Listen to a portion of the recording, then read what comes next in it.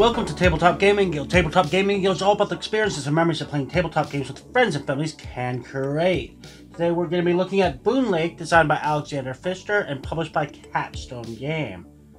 Boonlake is a sprawling action selection game with multi-use cards as well as exploration, development, and lots of point scoring.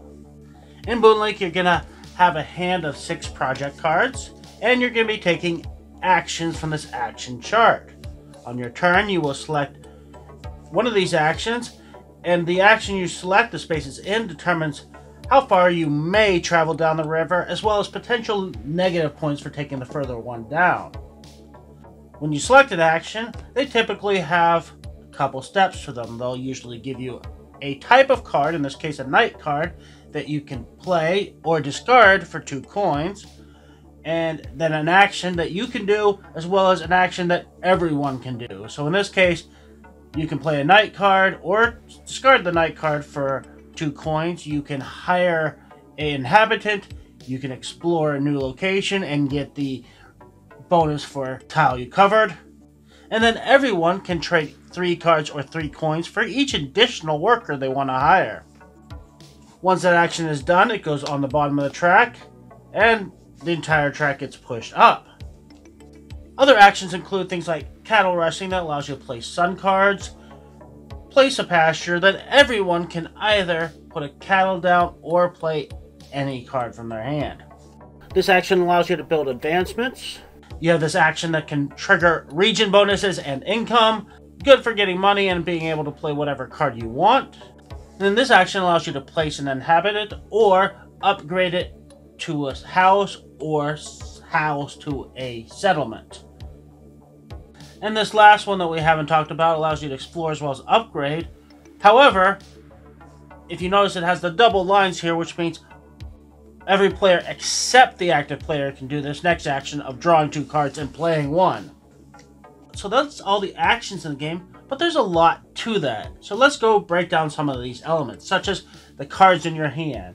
Every card in your hand is going to have a sunset, day, or a night icon to tell you when it can play. It's going to have costs as far as resources you have to have available.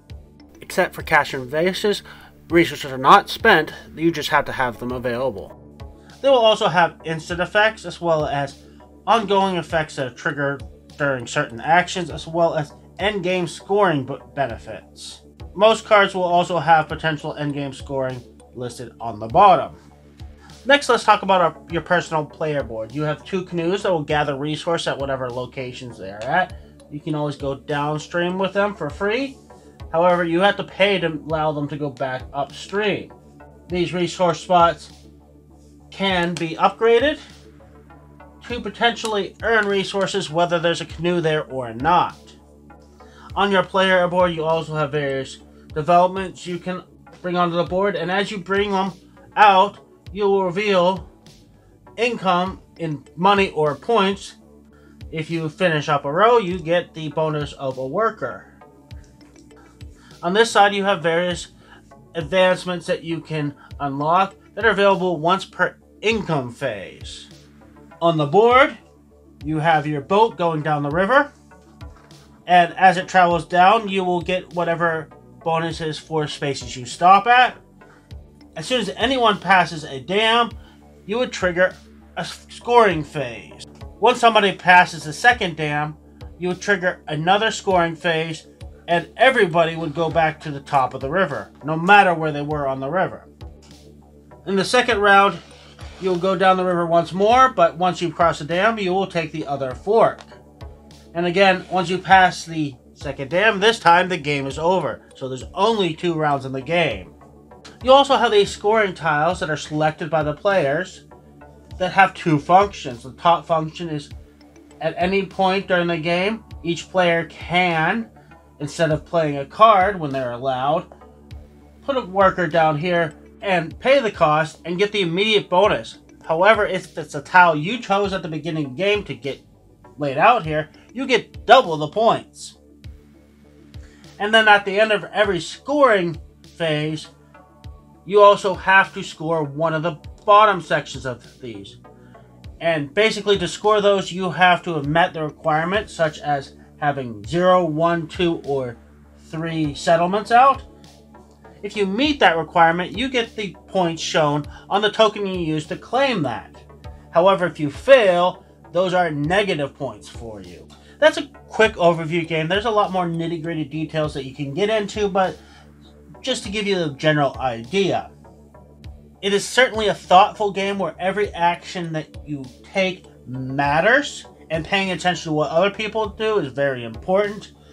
However, every action you have, even if it's not necessarily the best possible action, still gets you a lot of points, so you feel like you're accomplishing something. I do quite like this action selection mechanic.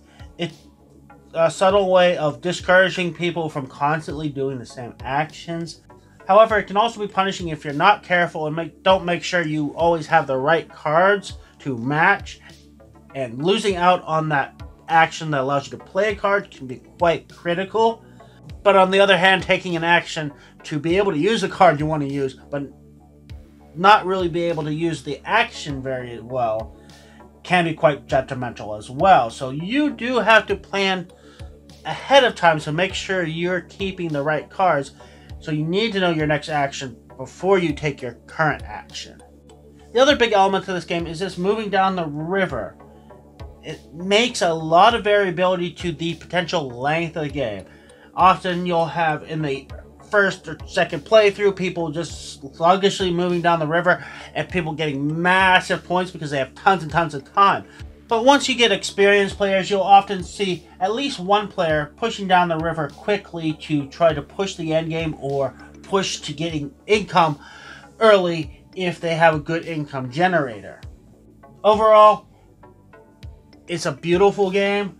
The art is phenomenal. It's a very thinky game, and you can really sink your teeth into this game. It's certainly a game that you feel like you're getting better and better as you go, but you're not necessarily scoring more points because there's a lot more interaction and making sure you know what people are doing and not giving them a chance to necessarily score a ton of points. I think this is a fabulous game, but know you're getting into something that's going to be long and thoughtful. So if you're into heavy games, this is a great choice for you. Thank you again for watching. Please join us again on YouTube, Twitch, Instagram, and other social medias. And please don't forget to like and subscribe.